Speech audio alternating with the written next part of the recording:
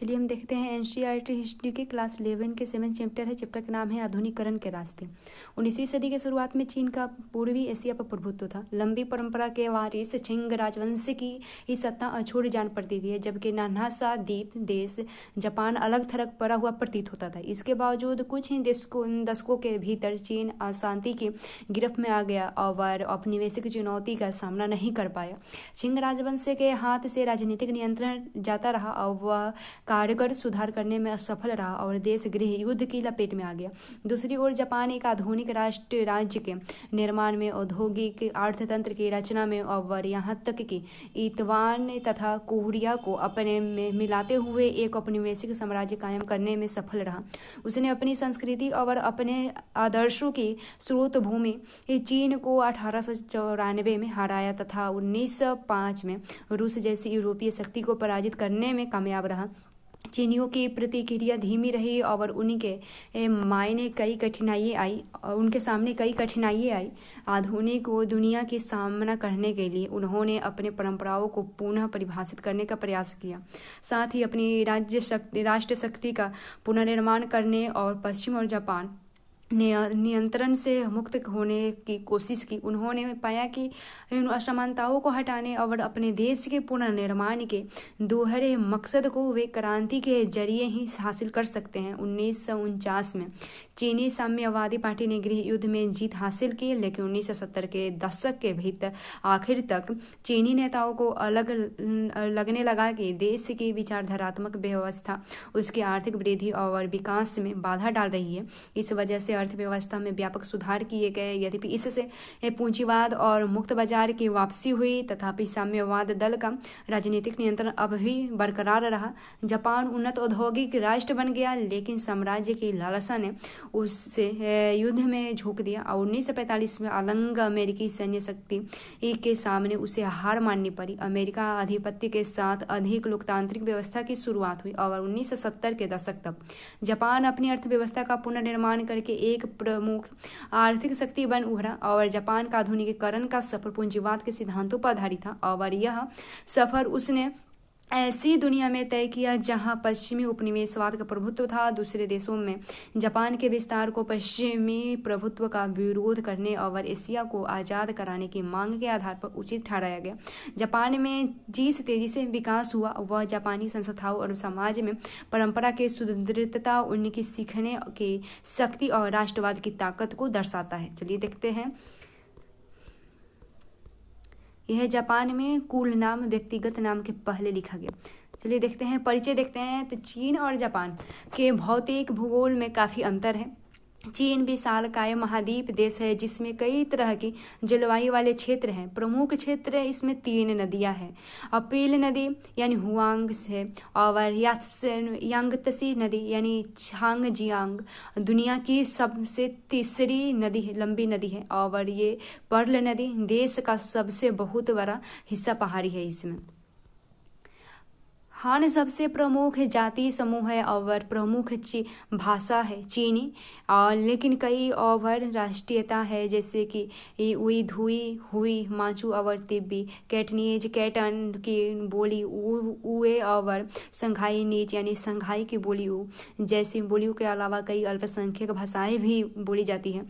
चीन खानों में क्षेत्रीय विविधता की झलक मिलती है और इसमें कम से कम 4 प्रमुख तरह के खाने देखे जा सकते हैं। सबसे प्रसिद्ध पाक प्रणाली दक्षिणी या केटोनी है जो कैटन और उसके आंतरिक क्षेत्रों की है। इसकी प्रसिद्धि इस बात से है कि विदेशों में रहने वाले ज्यादातर चीनी कैटन प्रांत से आते हैं, जहाँ जाना माना डिम सम यानी सावदे या दिल को छूना है। यहीं का खाना है जो गूथे हुए आटे को सब्जी आदि भरकर उबाल कर बनाए गए व्यंजन जैसा है।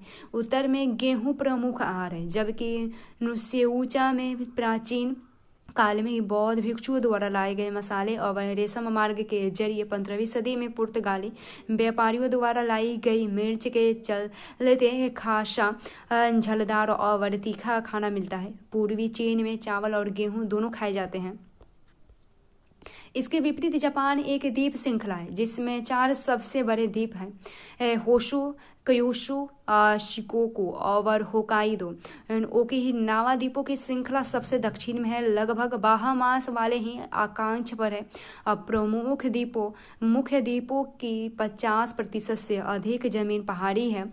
जापान बहुत ही सक्रिय भूकंपीय क्षेत्र है। इन भौगोलिक परिस्थितियों ने वहाँ की वास्तुकला को प्रभावित किया है। अधिकतर जनसंख्या जापानी है, लेकिन कुछ याइनो अल्पसंख्यक और कुछ कोरिया के लोग हैं जिन्हें श्रमिक मजदूर के रूप में उस समय जापान लाया गया था जब कोरिया जापान का उपनिवेश था। जापान में पशुपालन की परंपरा नहीं है। चावल, बुनियादी फसल है और मछली प्रोटीन का प्रमुख स्रोत है। कच्ची मछली साशिमी या सुशी अब दुनिया भर में बहुत लोकप्रिय हो गई है क्योंकि इसे बहुत सेहतमंद माना जाता है। तो पहले हम जापान के बारे में देखेंगे, विस्तार से देखते हैं जापान के बारे में। तो जापान की राजनीति व्यवस्था देखें तो जापान पर क्योतो में रहने वाले सम्राट का शासन हुआ करता था, लेकिन 12वीं सदी आते आते असली सत्ता शोगुनों के हाथ में गया और जो सैद्धांतिक रूप से राजा के नाम पर शासन करते थे।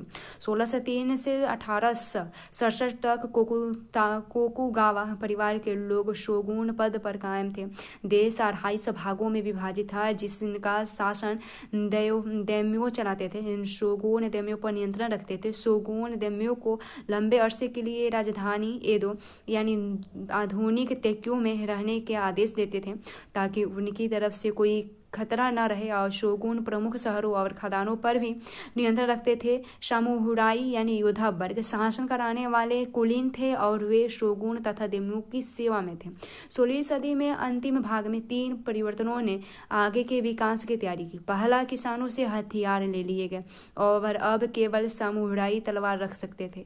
इससे शांति और व्यवस्था बनी रही, जबकि पिछली शताब्दी में इस वजह से अक्सर लड़ाइयाँ होती थी। दूसरा, दैम्यो को अपने क्षेत्रों की राजधानियों में रहने के आदेश दिए गए और उन्हें काफी हद तक स्वायत्तता प्रदान की गई। तीसरा, मालिकों और करदाताओं का निर्धारण करने के लिए जमीन का सर्वेक्षण किया गया तथा उत्पादकता के आधार पर भूमि का वर्गीकरण किया गया। इन सब का मिलाजुलाकर मकसद स्वराज्य के लिए अस्थायी आधार बनाया गया।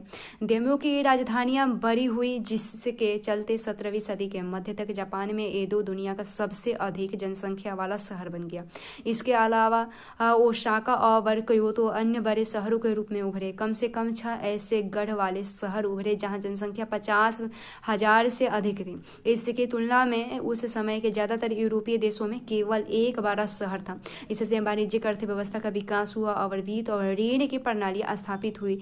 व्यक्ति के गुण उसके पद से अधिक मूल्यवान समझे जाने लगे। शहरों में जीवंत संस्कृति खिलने लगी जहां तेजी से बढ़ते व्यापारी वर्ग ने नाटक और कलाओं को प्रोत्साहन किया। चूंकि लोगों को पढ़ने का शौक था, होनहार लेखकों के लिए यह संभव हो सका कि वे केवल लेखन से अपनी जीविका चला सके। एदो में लोग नूडल की कटोरी एक की कीमत पर किताब किराए पर ले सकते थे। इससे यह पता चलता है कि छपाई किस स्तर तक होती थी और पढ़ना कितना लोकप्रिय था। साइड वाला देखें तो छपाई लकड़ी के ब्लॉकों से की जाती थी और जापानी लोग यूरोपीय छपाई को पसंद नहीं करते थे। फिर जापान अमीर देश समझा जाता था क्योंकि वह चीन से रेशम और भारत से कपड़ा जैसी विलासी वस्तुएं आयात करता था। इन आयातों के लिए चांदी और सोने में एक कीमत अदा करने से अर्थव्यवस्था पर भार जरूर पड़ा, जिसकी वजह से तोकुगावा ने कीमती धातुओं के निर्यात पर रोक लगाई। उन्होंने क्योतो के निशिजिन में रेशम उद्योग के विकास के लिए भी कदम उठाए जिससे रेशम का आयात कम किया जा सके। निशिजिन का रेशम दुनिया भर में बेहतरीन रेशम माना जाने लगा। दुनिया का बढ़ता इस्तेमाल और चावल के शेयर बाजार पर निर्माण जैसा अन्य विकास दिखाते हैं कि मुद्रा का बढ़ता इस्तेमाल और चावल के शेयर बाजार का निर्माण जैसे अन्य विकास दिखाते हैं कि अर्थतंत्र नई दशाओं में विकसित हो रहा था। सामाजिक और बौद्धिक बदलाव, मिसाल के लिए प्राचीन जापानी साहित्य के अध्ययन ने लोगों को यह सवाल उठाने पर मजबूर किया कि जापान पर चीनी का प्रभाव किस हद तक है, और यह तर्क पेश किया गया कि जापानी होने का सार चीन के संपर्क में आने में बहुत पहले का है, और यह सार है कि कहानी जैसे उच्च प्राचीन साहित्य में और जापान की उत्पत्ति की पौराणिक कथाओं में देखी जा सकती है। ये मिथकीय कहानियां बताती है कि इन द्वीपों को भगवान ने बनाया था और सम्राट सूर्य देवी के उत्तराधिकारी थे। निशिजीन क्योतो की एक बस्ती है और 16वीं शताब्दी में वहाँ 31 परिवारों का बुनकर संघ था और 17वीं सदी में आखिर तक इस समुदाय में 70,000 लोग थे। रेशम उत्पादन फैले और 1713 में केवल देसी धागा इस्तेमाल करने के आदेश जारी किए गए, जिससे उसे और प्रोत्साहन मिला। निशिजीन में केवल विशिष्ट प्रकार के महंगे उत्पादन बनाए गए। रेशम उत्पादन से ऐसे क्षेत्रीय उद्यमी वर्ग का विस्तार हुआ जिन्होंने आगे चलकर तोकुगावा व्यवस्था को चुनौती दी। जब 1859 में विदेशी व्यापार की शुरुआत हुई, जापान से रेशम का निर्यात अर्थव्यवस्था के लिए मुनाफे का प्रमुख स्रोत बन गया और यह एक ऐसे समय में जबकि जापानी अर्थव्यवस्था पश्चिमी वस्तुओं से मुकाबला करने की कोशिश कर रहा था। एक है गेजी का कथा है तो मुरासाकी शिकुबू द्वारा लिखी गई फेआन राज दरबार की यह काल्पनिक diary detail of the Gaethje जापानी साहित्य में प्रमुख कथा कृति बन गई। इस काल में मुरासाकी जैसे अनेक लेखिकाएं उभरी जिन्होंने जापानी लिपि का इस्तेमाल किया, जबकि पुरुषों ने चीनी लिपि का इस्तेमाल किया था। चीनी लिपि का इस्तेमाल शिक्षा और सरकार में होता था। इस उपन्यास में कुमार गेंजी की रोमांचक जिंदगी दर्शाई गई और हेयान राज दरबार के अभिजात वातावरण की जीती जागती तस्वीर पेश की गई। इससे यह भी दिखाया गया है कि औरतों को अपने पति चुनने और अपनी जिंदगी जीने का कितना आज़ादी था। फिर देखते हैं हम इसमें जापान में ही मेजी पुनर्स्थापना देखते हैं तो 1867 से 68 में मेजी वंश के नेतृत्व में तोकुगावा वंश का शासन समाप्त किया गया। मेजियों की पुनर्स्थापना के पीछे कई कारण थे। देश में तरह तरह का असंतोष था, साथ ही अंतर्राष्ट्रीय व्यापार और कूटनीतिज्ञ संबंधों की मांग की जा रही थी। इसी वजह से 1853 में अमेरिका ने कोमोडोर मैथ्यू पेरी को जापानी सरकार में एक ऐसे समझौते पर हस्ताक्षर करने की मांग के साथ भेजा जिसमें जापान ने अमेरिका के साथ राजनयिक और व्यापारिक संबंध बनाए। जापान ने अगले साल ऐसे समझौते पर हस्ताक्षर किया। जापान चीन के रास्ते में था और अमेरिका चीन में एक बड़ा बाजार दिखता था। इसके अलावा अमेरिका को प्रशांत महासागर में अपने बेड़ों के लिए ईंधन लेने की जगह चाहिए थी। इस समय केवल एक ही पश्चिमी देश जापान के साथ व्यापार करता था, वह था हॉलैंड। पेरी के आगमन ने जापानी राजनीति पर महत्वपूर्ण असर डाला। सम्राट की अचानक अहमियत बढ़ गई और जिससे तब तक बहुत कम राजनीतिक सत्ता मिली हुई थी। 1868 में एक आंदोलन द्वारा शोगुन को जबरदस्ती सत्ता से हटा दिया गया और सम्राट मेजी को एदो ले गया और एदो को राजधानी बना दिया गया और इसका नया नामकरण हुआ तेक्यो, जिसका मतलब है पूर्वी राजधानी। आधुनिक अधिकारी गण और लोग यह जानते थे कि कुछ यूरोप देश भारत और अन्य जगहों पर औपनिवेशिक साम्राज्य बना रहे हैं। ब्रितानियों के हाथों चीन की हार की खबरें फैल गई थी और इन्हें लोकप्रिय नाटकों में दर्शाया जा रहा था। इस सब के चलते लोगों में एक असली डर बन गया था। जापान भी उपनिवेश बनाया जा सकता है। बहुत से विद्वान और नेता यूरोप के नए विचारों से सीखना चाहते थे। बाजार उनकी अपेक्षा करने के जैसा कि चीनी में किया गया था और कुछ अन्य लोग यूरोपीय लोगों को गैर मानते हुए अपने से दूर रखना चाहते थे। हालांकि वे उनकी नई तकनीकी को अपनाने के लिए तैयार थे। कुछ ने देश को बाहरी दुनिया के लिए धीरे धीरे और सीमित तरह से खोलने के लिए तर्क दिया था। सरकार ने फुकुकू कयूहो यानी समुद्र देश मजबूत सेना के नारे के साथ नई नीति का ऐलान किया। उन्होंने यह समझा कि उन्हें अपनी अर्थव्यवस्था का विकास और मजबूत सेना का निर्माण करने की जरूरत है, अन्यथा उन्हें भी भारत की तरह पराधीनता का सामना करना पड़ सकता है। इस कार्य के लिए उन्हें जनता के बीच राष्ट्र की भावना का निर्माण करने और प्रजा को नागरिक की श्रेणी में बदलने की जरूरत महसूस हुई। इसके साथ ही नई सरकार ने सम्राट व्यवस्था के पुनर्निर्माण का काम शुरू किया। सम्राट व्यवस्था से जापानी विद्वानों का अभिप्राय है एक ऐसी व्यवस्था जिसमें सम्राट, नौकरशाही और सेना इकट्ठे सत्ता चलाते थे और नौकरशाही और सेना सम्राट के प्रति उत्तरदायी थे। राजतंत्र व्यवस्था के नमूने को समझने के लिए कुछ अधिकारियों को यूरोप भेजा गया। सम्राट को सीधे सीधे सूर्य देवी का वंशज माना गया, लेकिन साथ ही उसे पश्चिमीकरण का नेता भी बनाया गया। सम्राट का जन्मदिन राष्ट्रीय छुट्टी का दिन बन गया। वह पश्चिमी अंदाज में के सैनिक कपड़े पहनने लगे और उसके नाम से आधुनिक संस्थाएं स्थापित करने के अधिनियम जारी किए गए।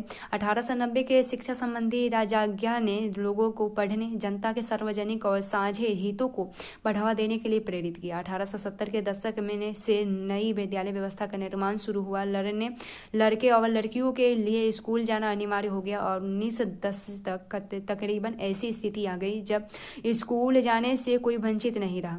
पढ़ाई की फीस बहुत कम थी। शुरू में पाठ्य चर्चा पश्चिमी नमूने पर आधारित थी, लेकिन 1870 के दशक से आते आते आधुनिक विचारों पर जोर देने के साथ साथ राज्य के प्रति निष्ठा और जापानी इतिहास के अध्ययन पर बल दिया जाने लगा। शिक्षा मंत्रालय पाठ्य चर्चा पर, किताबों के चयन और शिक्षकों के प्रशिक्षण पर नियंत्रण रखा गया और उसके बाद उससे नैतिक संस्कृति का विषय कहा गया। उसे पढ़ना जरूरी था और किताबों में माता पिता के प्रति आदर, राष्ट्र के प्रति वफादारी और अच्छे नागरिक बनने की प्रेरणा दी गई। राष्ट्र के एकीकरण के लिए मेजी सरकार ने पुराने गांवों और क्षेत्रीय सीमाओं को बदलकर नया प्रशासनिक ढांचा तैयार किया। प्रशासनिक इकाई में पर्याप्त राजस्व जरूरी था और उसके बाद जिससे स्थानीय स्कूल और व्यवस्था सुविधाएं जारी की जा सके। साथ ही ये इकाइयां सेना के लिए भर्ती केंद्रों के काम आ सके। 20 साल के अधिक उम्र के नौजवानों के लिए कुछ अरसे के लिए सेना में काम करना अनिवार्य हो गया। एक आधुनिक सैन्य बल तैयार किया गया, कानून व्यवस्था बनाई गई और जो राजनीतिक गुटों के गठन को देख सके, बैठकें बुलाने पर नियंत्रण रख सके और सख्त सेंसर व्यवस्था बना सके। इन तमाम उपायों में सरकार को विरोध का सामना करना पड़ा। सेना और नौकरशाही को सीधा सम्राट के निर्देश में रखा गया, यानी कि संविधान बनने के बावजूद यह दो गुट सरकारी नियंत्रण के बाहर रहे। लोकतांत्रिक संविधान और आधुनिक सेना, इन दो अलग आदर्शों को महत्व देने के दूरगामी नतीजे हुए। सेना और इलाके जीतने के मकसद से मजबूत विदेशी नीति के लिए बड़ा दबाव डाला। इस वजह से चीनी और रूस के साथ जंग हुई। दोनों में ही जापान विजयी रहा। आधुनिक जनवाद की लोकप्रिय मांग अक्सर सरकार की इन आक्रमण नीतियों के विरोध में जाती थी। जापान आर्थिक रूप से विकास करता गया और उसने अपना एक औपनिवेशिक साम्राज्य कायम किया। उसने अपने देश में लोकतंत्र के प्रसार को कुचला और साथ ही उपनिवेशीकृत लोगों के साथ एक टकराव का रिश्ता कायम किया। फिर जापानी लेखन कांजी यानी चीनी चित्रात्मक चिन्ह लाल, कताकान नीला और ऊपर से हिरागाना यानी हरा रंग।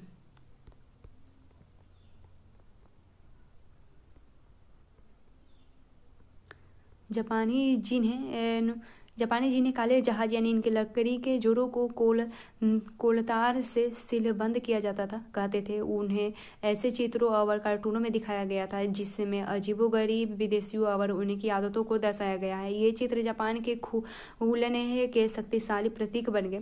आज विद्वान यह तर्क देते हैं कि जापान कभी बंद नहीं था, चूंकि उसकी पूर्वी एशिया के व्यापार में भूमिका थी और उसके लोग हॉलैंड और चीन निवासियों के जरिए बाहरी दुनिया के बारे में जानते थे। फिर एक और निशी चिन्ह जानते हैं।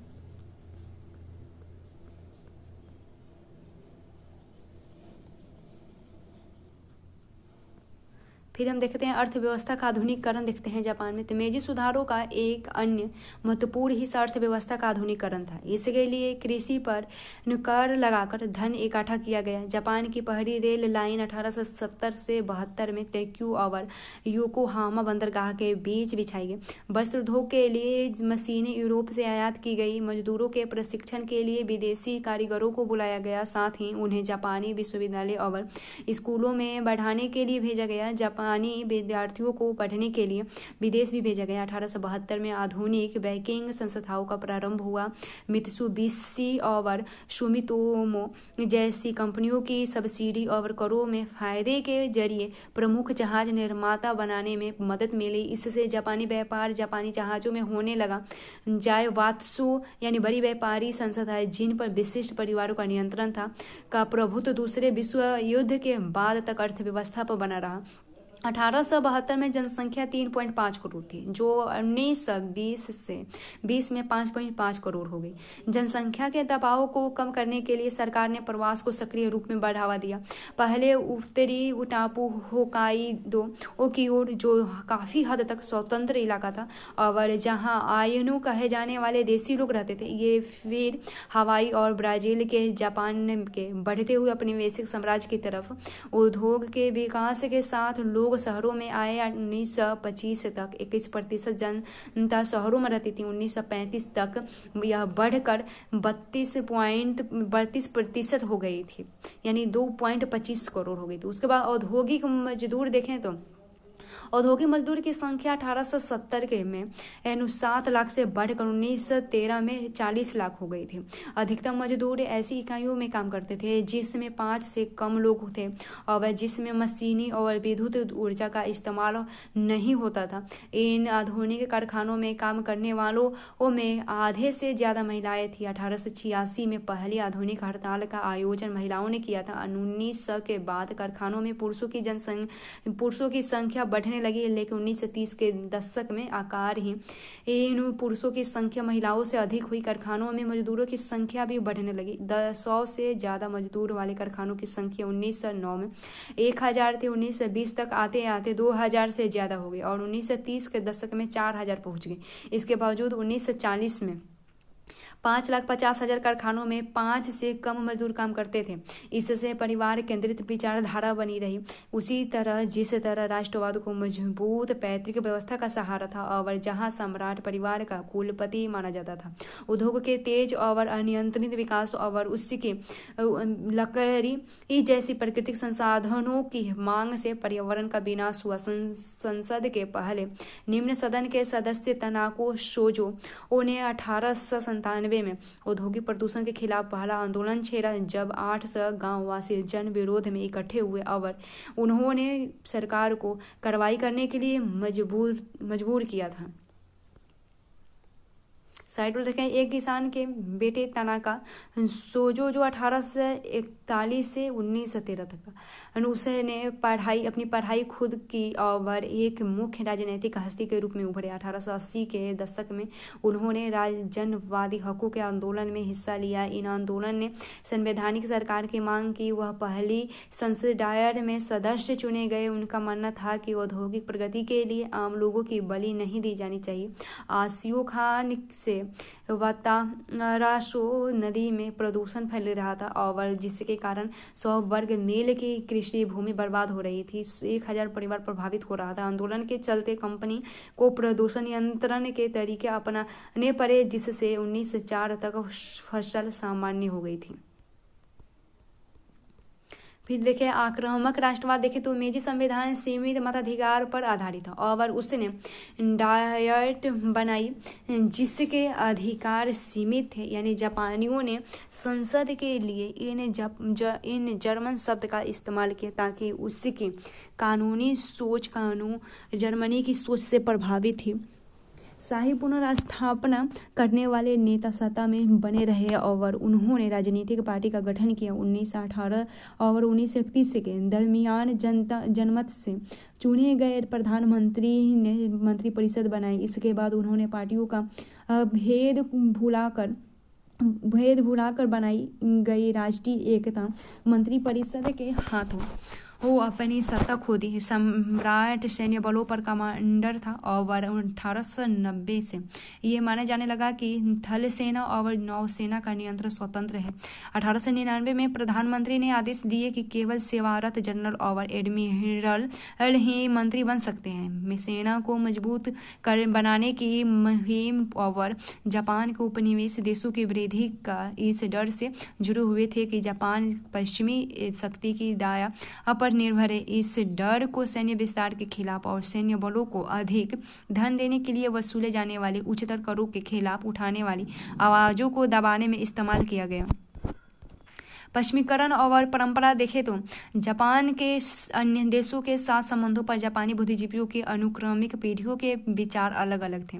कुछ के लिए अमेरिका और पश्चिमी यूरोप देश सभ्यता की ऊंचाइयों पर थे जहां जापान पहुंचने की आकांक्षा रखता था। फुकुजावा कीची मेजी काल के प्रमुख बुद्धिजीवी में से थे। उनका कहना था कि जापान को अपने में से एशिया को निकाल फेंकना चाहिए, यानी जापान को अपने एशियाई लक्षण छोड़ देना चाहिए और पश्चिमी का हिस्सा बन जाना चाहिए। अगली पीढ़ी ने पश्चिमी विचारों को पूरी तरह से स्वीकार करने का सवाल उठाए और कहा कि राष्ट्रीय गर्व देशी मूल्यों पर निर्मित होना चाहिए। दर्शन शास्त्री मियाके सेत्सुरे ने तर्क पेश किया कि विश्व सभ्यता के हित में हर राष्ट्र को अपने खास हुनर का विकास करना चाहिए।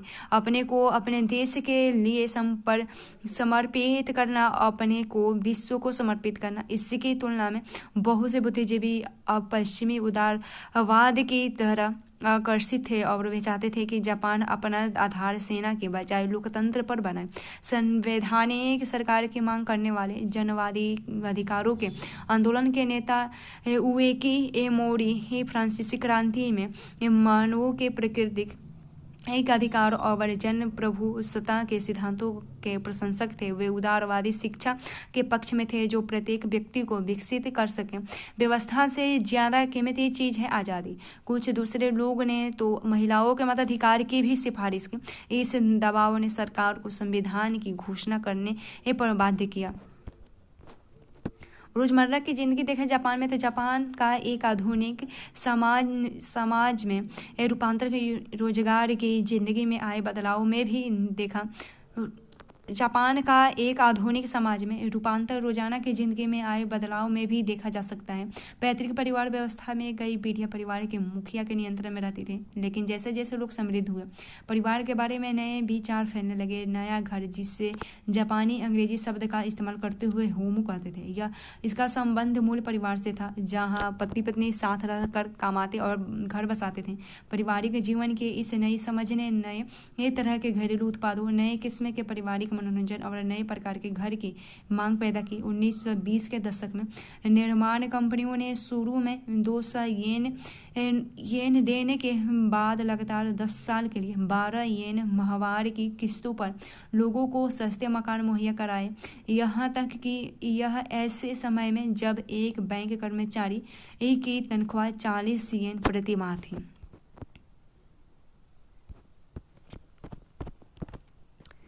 कार क्लब है मोगा आधुनिक लड़की की एक संक्षिप्त शब्द। यह 20वीं शताब्दी में लिंग बराबरी, विश्व जननी संस्कृति और विकसित अर्थव्यवस्था के विचारों के एक साथ आने का सूचक है और नए मध्यम वर्ग परिवारों ने आवागमन और मनोरंजन के नए तरीकों पर लुत्फ उठाया। शहरों में बिजली की ट्रामों के साथ परिवहन बेहतर हुए। 1878 में जनता के लिए बाग बनाए गए और बड़ी दुनिया डिपार्टमेंट स्टोर बनाए गए। तोक्यो में गिनबुरा के लिए फैशनेबल इलाका बन गया। गिनबुरा शब्द गिंजा और बुरबुरा मिलाकर बनाया गया। बुरबुरा का अर्थ है बिना किसी लक्ष्य में घूमना। 1925 में पहला रेडियो स्टेशन खुला। अभिनेत्री मतसुई सुमाको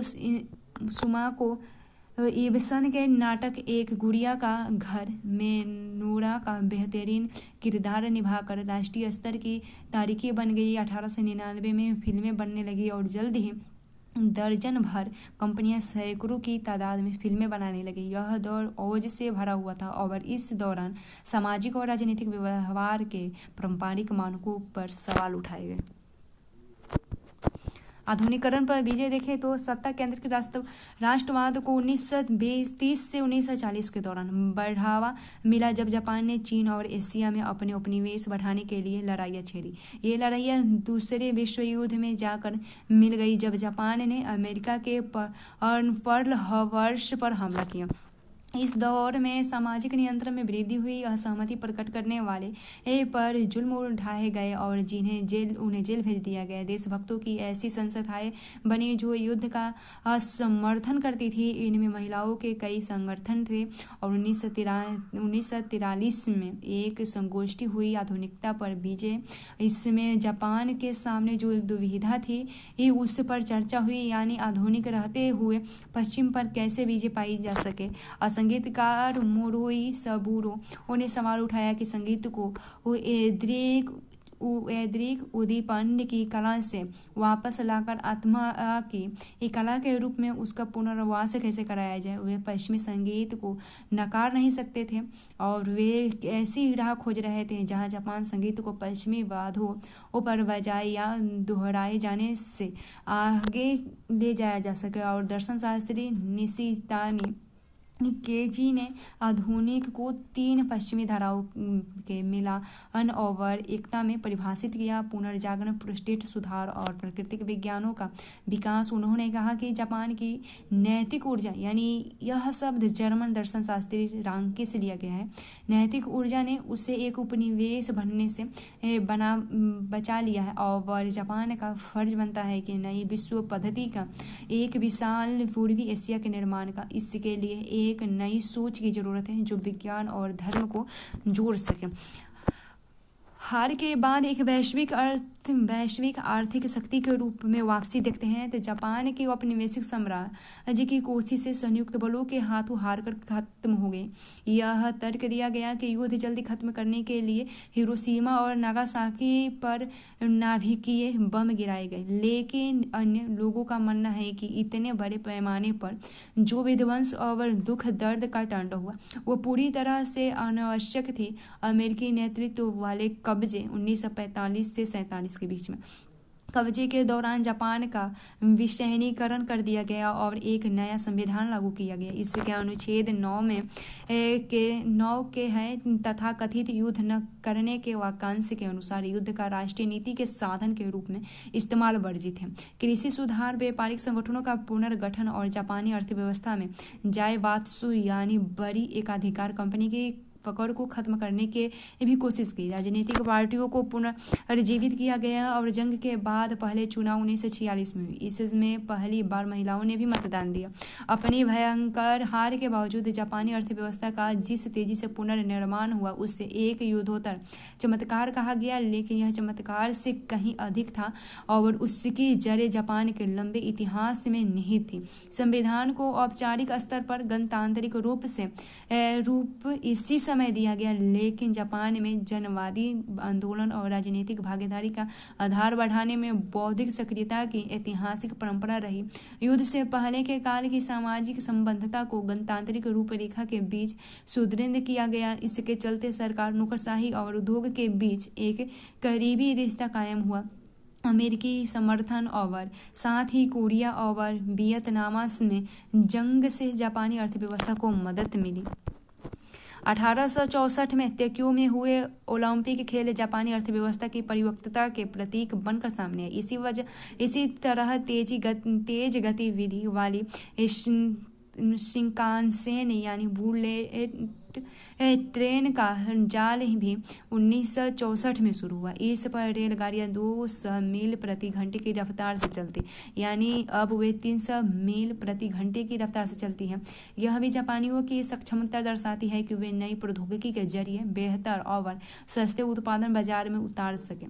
1960 के दशक में नागरिक समाज आंदोलन का विकास हुआ। बढ़ते औद्योगिकरण की वजह से स्वास्थ्य और पर्यावरण पर पड़ रहे दुष्प्रभाव को पूरी तरह नज़रअंदाज करने का विरोध किया गया और गंजी की जहर, जिसके चलते बड़ी की कष्टप्रद बीमारी होती थी, एक प्रारंभिक सूचक थी। और इसके बाद 1960 के दशक में मीनामाता में पारे के जहर के फैलने और 1970 के दशक के उत्तरार्ध में हवा में प्रदूषण से भी समस्या जन्मी। जमीनी स्तरों पर दबाव पड़ने वाले गुटों ने इन समस्याओं को पहचानने और साथ ही हताहतों के लिए मुआवजा देने की मांग की। सरकारी कार्रवाई और नए कानूनों में से स्थिति बेहतर हुई। 1980 के दशक के मध्य से पर्यावरण संबंधी विषयों में लोगों की दिलचस्पी घटी और क्योंकि 1990 तक आते आते जापान में विश्व के कुछ कठोरतम पर्यावरण नियंत्रण अमल किए गए। आज एक विकसित देश के रूप में यह अग्रणी विश्व शक्ति की अपनी हैसियत को बनाए रखने के लिए अपनी राजनीतिक और प्रौद्योगिकी क्षमता का इस्तेमाल करने की चुनौती का सामना कर रहा है। चीन के देखें तो चीन का आधुनिक इतिहास संप्रभुता की पुनर्प्राप्ति, विदेशी कब्जे के अपमान का अंत और समानता तथा विकास को संभव करने के सवालों के चारों ओर घूमता है। चीनी बहसों में 3 समूहों के नजरिए झलकते हैं। कांग यूवे जो 1858 से 1921 के बीच में, लियांग किचाऊ 1873 से 1929 के बीच जैसे आरंभिक सुधारकों ने पश्चिमी की चुनौती का सामना करने के लिए पारंपरिक विचारों को नए और अलग तरीके से इस्तेमाल करने की कोशिश की। दूसरे गणतंत्र के पहले राष्ट्राध्यक्ष सन यात सेन जैसे गणतांत्रिक क्रांतिकारी जापान और पश्चिम के विचारों से प्रभावित थे। तीसरे चीन की कम्युनिस्ट पार्टी युगों की असमानताओं को खत्म करना और विदेशियों को खदेड़ देना चाहती थी। आधुनिक चीन की शुरुआत 16वीं और 17वीं सदी में पश्चिम के साथ उसका पहला सामना होने के समय से मानी जा सकती है, जबकि जेसुइट मिशनरियों ने खगोल विद्या और गणित जैसे पश्चिम विज्ञानों को वहां पहुंचाया। इसका तत्कालिक असर तो सीमित था, पर इसने उन चीज़ों को शुरुआत कर दी जिन्होंने 19वीं सदी में जाकर तेज गति पकड़ी, जब ब्रिटेन ने अफीम के फायदेमंद व्यापार को बढ़ाने के लिए सैन्य बलों का इस्तेमाल किया। इसके चलते पहला अफीम युद्ध 1839 से 1942 तक हुआ। इसने सत्ताधारी क्विंग राजवंश को कमजोर कर दिया और सुधार तथा बदलाव की मांग को मजबूर किया। कांग वेई और लियांग किचाऊ जैसे क्विंग सुधारों ने व्यवस्था को सुदृढ़ बनाने की जरूरत महसूस की और एक आधुनिक प्रशासकीय व्यवस्था, नई सेना और शिक्षा व्यवस्था के निर्माण के लिए नीतियां बनाई। साथ ही इस संवैधानिक सरकार की स्थापना के लिए स्थानीय विधायिकाओं का भी गठन किया गया। उन्होंने चीन को उपनिवेशीकरण से बचाने की जरूरत भी महसूस किए। उपनिवेश बनाए गए देशों के नकारात्मक उदाहरण ने चीनी विचारकों पर जबरदस्त प्रभाव डाला। 18वीं सदी में पोलैंड का बंटवारा सर्वाधिक बहुचर्चित उदाहरण था, यहाँ तक कि 1890 के दशक में पोलैंड शब्द का इस्तेमाल क्रिया के रूप में किया जाने लगा। बोलानवी का मतलब था हमें पोलैंड करने के लिए। भारत का उदाहरण भी सामने था। विचारक लियांग किचाऊ का मानना था कि चीनी लोगों में एक राष्ट्र की जरूरत लाकर ही चीन पश्चिम का विरोध कर पाएगी। 1903 में उन्होंने लिखा कि भारत एक ऐसा देश है जो किसी और देश नहीं बल्कि जिसके जैसा कोई और देश नहीं बल्कि एक कंपनी के हाथों बर्बाद हो गया। ईस्ट इंडिया कंपनी के वे ब्रिटानिया की ताबेदारी करने और अपने लोगों के साथ क्रूर होने के लिए हिंदुस्तानियों की आलोचना करते थे। उनके तर्कों ने आम आदमी को खासा आकर्षित किया, क्योंकि चीनी देखते थे कि ब्रिटानिया चीन के साथ युद्ध में भारतीय जवानों का इस्तेमाल करता है। इन सब से अधिक कईयों ने यह महसूस किया कि परंपरागत सोच को बदलने की जरूरत है। कन्फ्यूशियसवाद चीन में प्रमुख विचारधारा रही थी। यह विचारधारा कन्फ्यूशियस, जिसका काल था 551 ईसा पूर्व से 479 ईसा पूर्व था, और उनके अनुयायियों की शिक्षा से विकसित की गई। इसका दायरा अच्छे व्यवहार, व्यवहारिक समझदारी और उचित सामाजिक संबंधों के सिद्धांतों का था। इसने चीनियों के जीवन के प्रति रवैयों को प्रभावित किया, सामाजिक मानक दिए और चीनी राजनीतिक सोच और संगठनों को उधार लिया। लोगों को नए विषयों में से प्रशिक्षित करने के लिए विद्यार्थियों को जापान, ब्रिटेन और फ्रांस में पढ़ने के लिए भेजा गया ताकि वे नए विचार सीख कर वापस आए। 1890 के दशक में बड़ी तादाद में चीन विद्यार्थी पढ़ने के लिए जापान गए। वे न केवल नए विचार वापस लेकर आए बल्कि गणतंत्र की स्थापना करने में उन्होंने अग्रणी भूमिका निभाई। चूंकि चीन और जापानी भाषा एक ही चित्रलिपि का इस्तेमाल करते थे, चीन ने जापान से न्याय, अधिकार और क्रांति के यूरोपीय विचारों के जापानी अनुवाद लिए। यह एक तरह के पारंपरिक संबंधों का उलट जाना था। और 1905 में रूसी जापानी युद्ध, यानी एक ऐसा युद्ध जो चीन के जमीन पर और चीनी इलाके पर प्रभुत्व के लिए लड़ा गया था। युद्ध के बाद सदियों पुरानी चीनी परीक्षा प्रणाली समाप्त कर दी गई, जो प्रत्याशियों को अभिजात सत्ताधारी वर्ग में दाखिल दिलाने का काम करती थी।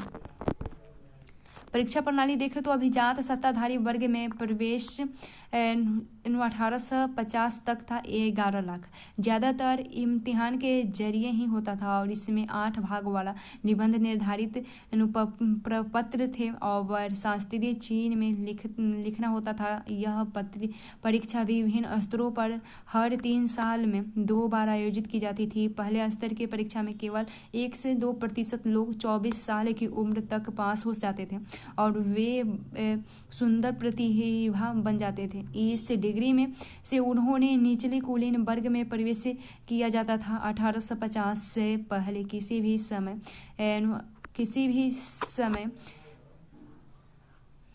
5,26,869 सिविल और 2,12,329 सैन्य प्रांतीय डिग्री वाले लोग पूरे देश में मौजूद थे। देश में केवल 27,000 राजकीय पद थे, इसलिए कई निचले दर्जे के डिग्री धारकों के पास नौकरी नहीं होती थी।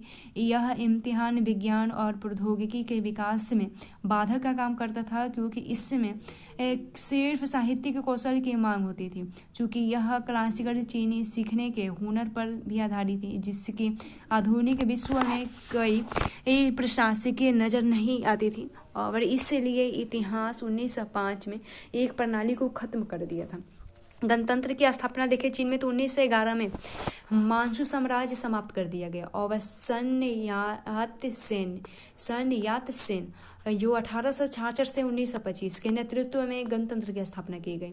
ये निर्विवाद रूप में से आधुनिक चीन के संस्थापक माने जाते हैं। ये एक गरीब परिवार के थे जिन्होंने मिशन स्कूल की शिक्षा ग्रहण की, जहां उनका परिचय लोकतंत्र और ईसाई धर्म से हुआ था। उन्होंने डॉक्टरी की पढ़ाई की, लेकिन वे चीन के भविष्य को लेकर चिंतित थे और उनका कार्यक्रम में 3 सिद्धांत यानी सन मिन चुई के नाम से मशहूर थी और ये 3 सिद्धांत राष्ट्रवाद, इसका अर्थ था मांचू वंश जिससे विदेशी राजवंश के रूप में देखा जाता था, उसको सत्ता से हटाना, साथ ही वो अन्य साम्राज्यवादियों को हटाना यानी गणतंत्र या गणतांत्रिक सरकार की स्थापना करना था, और समाजवाद जो पूंजी का नियमन करे और भूस्वामियों के बराबरी लगाए। सामाजिक और राजनीतिक हालात डावाडोल बने रहे। 4 मई 1919 में बीजिंग में युद्धोत्तर शांति सम्मेलन के निर्णय के विरोध में एक धुआंधार प्रदर्शन हुआ। हालांकि चीन ब्रिटानिया के नेतृत्व में हुई जीत में विजयी देशों का सहयोगी था, पर उससे हथियार लिए गए उसके इलाके वापस नहीं मिले थे और यह विरोध आंदोलन में तब्दील हो गया था। इसने एक पूरी पीढ़ी को परंपरा पर हमला करने के लिए प्रेरित किया और चीनी को आधुनिक विज्ञान, लोकतंत्र और राष्ट्रवाद के जरिए बचाने की मांग की गई। क्रांतिकारियों ने देश के संसाधनों पर कब्जा जमाए, विदेशियों को भगाने, असमानताएं हटाने और गरीबी कम करने का नारा दिया। उन्होंने लेखन में एक ही भाषा का इस्तेमाल, पैरों को बांधने की प्रथा और औरतों की अधीनस्था के खात्मे, शादी में बराबरी और गरीबी खत्म करने के लिए आर्थिक विकास जैसे सुधारों की वकालत की। गणतांत्रिक क्रांति के बाद देश में उथल पुथल का एक दौर शुरू हुआ। कुओमिंतांग यानी नेशनल पीपुल पार्टी और चीनी कम्युनिस्ट पार्टी मुल्क को एकता बढ़ करने के लिए, स्थिरता लाने के लिए संघर्षरत 2 महत्वपूर्ण ताकतों के रूप में उभरी। सन यात सेन के विचार कुओमिंतांग के राजनीतिक प्रदर्शन का आधार बने। उन्होंने कपड़ा, खाना, घर और परिवार इन 4 बड़ी जरूरतों को रेखांकित किया। सन यात सेन की मृत्यु के बाद चियांग काई शेक कुओमिंतांग के नेता बनकर उभरे और उन्होंने सेना अभियान के जरिए वरलार्ड को यानी स्थानीय नेता जिन्होंने सत्ता छीन ली थी अपने नियंत्रण में किया और साम्यवादियों को खत्म किया। उन्होंने सेक्युलर और विवेकपूर्ण एक लौकिक कन्फ्यूशियसवाद की हिमायत की, लेकिन साथ ही राष्ट्र का अनुसैन्यकरण करने की कोशिश की। उन्होंने कहा कि लोगों को एक बद्धता व्यवहार की प्रवृत्ति और आदत का विकास करना चाहिए और उन्होंने महिलाओं को 4 सद्गुण पैदा करने के लिए प्रोत्साहित किया: सतीत्व, रूप, रंगवाड़ी और काम, और उनकी भूमिका घरेलू स्तर पर ही देखने का जोर दिया। यहाँ तक कि उनके कपड़ों की किनारियों की लंबाई की भी प्रस्तावित की और क्योमिनतांग का सामाजिक आधार शहरी इलाकों में था। औद्योगिक विकास धीमा और गिने चुने क्षेत्र में थे। संघाई जैसे शहरों में 1919 में औद्योगिक मजदूर वर्ग उभर रहा था और उनकी संख्या 5 लाख थी, लेकिन इनमें से केवल कुछ प्रतिशत मजदूर ही जहाज निर्माण जैसे आधुनिक उद्योगों में काम कर रहे थे। ज़्यादातर लोग नगण्य शहरी व्यापारी और दुकानदार होते थे। शहरी मजदूरों, खासतौर से महिलाओं को बहुत कम वेतन मिलता था। काम करने के घंटे बहुत लंबे थे और काम करने की परिस्थितियाँ बहुत खराब थी। जैसे जैसे व्यक्तिवाद बढ़ा, महिलाओं के अधिकार, परिवार बनाने के तरीके और प्यार मोहब्बत की चर्चा, इन सब विषयों पर लेकर सरोकार बढ़ने लगे। सामाजिक और सांस्कृतिक बदलाव में स्कूल और विश्वविद्यालय के फैलने के मदद मिले। पीकिंग विश्वविद्यालय की स्थापना 1902 में हुआ। पत्रकारिता फली फूली, जो कि इस नई सोच के प्रति आकर्षक का आईना थी। साओ तोआ फेन द्वारा संपादित लोकप्रिय फाइल वीकली इस नई विचारधारा की प्रतिनिधि थी। इसने अपने पाठकों को नए विचारों से, साथ ही गांधी और तुर्की के आधुनिकता पसंद नेता कामाल अतातुर्क जैसे नेताओं से अवगत कराया गया और इसका वितरण 1926 में केवल 2000 प्रतियों से बढ़कर 1933 में 2 लाख हो गया था। देश के एकीकरण करने की अपनी कोशिशों के बावजूद कुओमिनतांग अपने संकीर्ण सामाजिक आधार और सीमित राजनीतिक दृष्टि के चलते असफल हो गए।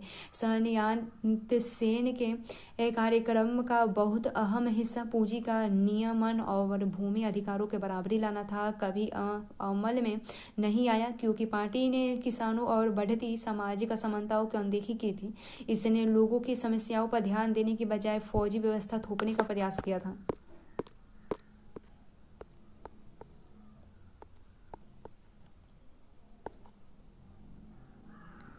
यह है 1935 का संघाई में एक कला अमेरिकन नुतुरेही वादक बक क्लेटन अपने जैज और ऑर्केस्ट्रा के साथ विशेषाधिकार प्राप्त प्रवासी की जिंदगी जी रहे थे, लेकिन वह कला था और एक बार कुछ गोरे अमेरिकियों ने उसे तथा उससे वार्ड मंडली के सदस्यों के साथ मारपीट करके उनके गायन वादन वाले होटल से बाहर निकाल दिया था। सो अमेरिकी होने के बावजूद खुद नस्ली भेदभाव का शिकार होने के कारण चीनियों के खुद दर्द के साथ उनकी बहुत सहानुभूति थी। गोरे अमेरिकियों के साथ हुई अपनी लड़ाई जिससे वे जीत गए के बारे में वह लिखते हैं, चीनी तमाशबीनों ने हमारे साथ ऐसा बर्ताव किया जैसे हमने उनका अभीष्ट काम संपन्न किया हो, और घर पहुंचने तक रास्ते भर में किसी विजेता फुटबॉल टीम की तरह हमारा अभिनंदन करते रहे। चीनियों की गरीबी और कठोर जीवन चर्चा के बारे में वह लिखते हैं, मैं कभी कभी देखता हूँ कि 20 या 30 कूल मिलकर किसी बड़े भारी ठेले को खींच रहे हैं, जो कि अमेरिका में किसी ट्रक द्वारा या घोड़े द्वारा खींचा जाता है। ये लोग इंसानी घोड़े से अलग कुछ नहीं लगते और पूरा काम करने के बाद उन्हें इतना ही मिलता था कि किसी तरह पेट भर चावल और सोने की एक जगह हासिल कर ले। मेरी समझ में नहीं आता वे कैसे अपना काम चलाते थे।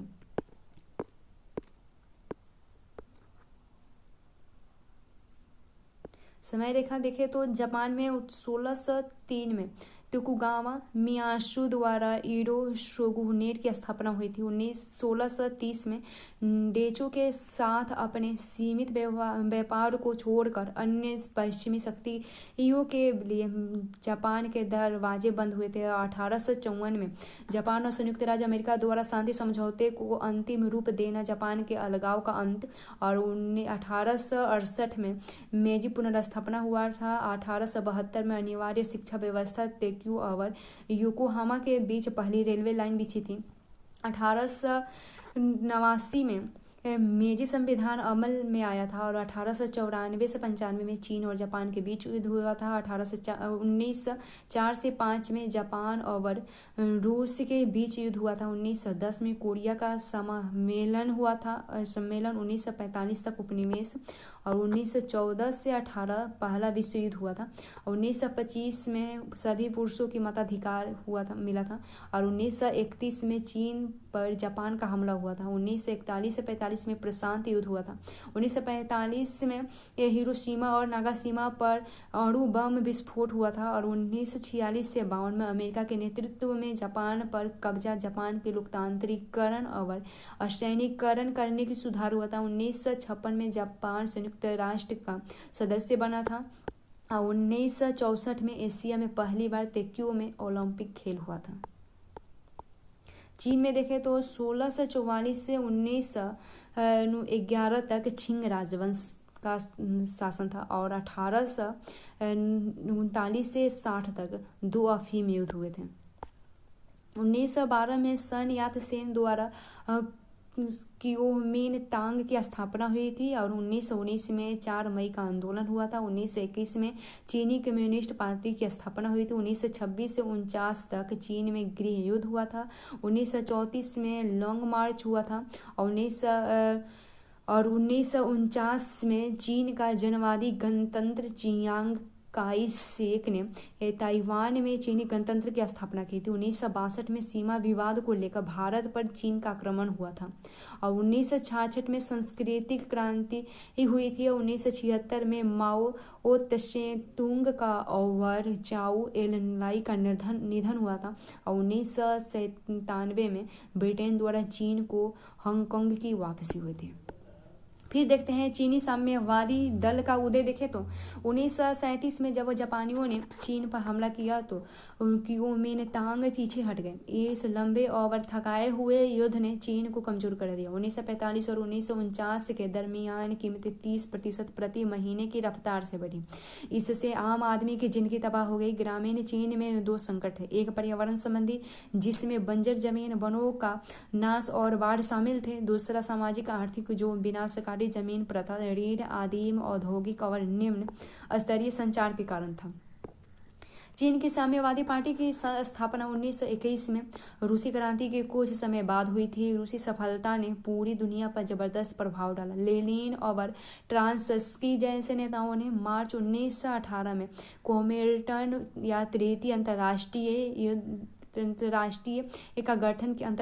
गठन किया और जिसमें विश्व स्तरीय सरकार बनाई जाए जो शोषण को खत्म कर सके।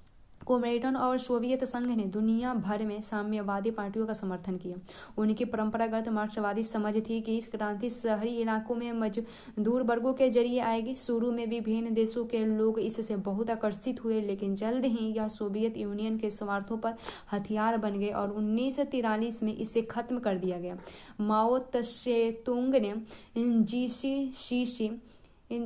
शीशीपी के प्रमुख नेता के रूप में उभरे और क्रांति के कार्यक्रमों को किसानों पर आधारित करते हुए एक अलग रास्ता चुना। उनकी सफलता से चीनी साम्यवादी पार्टी की एक शक्तिशाली राजनीतिक ताकत बनी, जिससे अंततः क्योमिनतांग पर जीत हासिल हुई। माओ त्से-तुंग के अमूल परिवर्तनवादी तौर तरीकों को जियांगसी में देखा जा सकता है। यहाँ पहाड़ों में 1928-1934 के बीच उन्होंने क्योमिंगतांग के हमलों से सुरक्षित शिविर लगाए। मजबूत किसान परिषद सोवियत का गठन किया गया कि जमीन पर कब्जा और पुनर्वितरण के साथ एकीकरण हुआ। दूसरे नेताओं से हटकर माओ ने आज़ाद सरकार और सेना पर जोर दिया। वे महिलाओं की समस्याओं से अवगत थे और उन्होंने ग्रामीण महिला संघों की उभरने में प्रोत्साहन दिया। उन्होंने शादी के लिए नए कानून बनाए, जिससे आयोजित शादियों और शादी के समझौते, खरीदने और बेचने पर रोक लगाई गई और तलाक को आसान बनाया गया।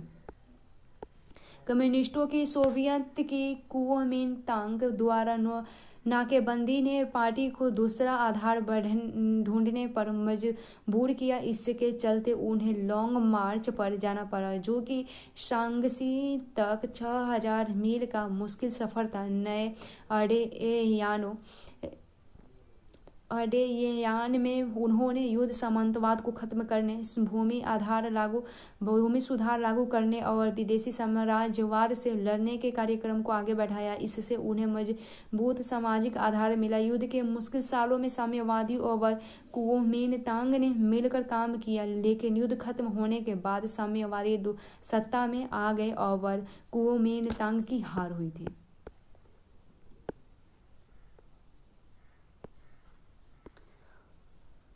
उसके बाद नए जनवाद की स्थापना देखेंगे दूसरे चैप्टर में।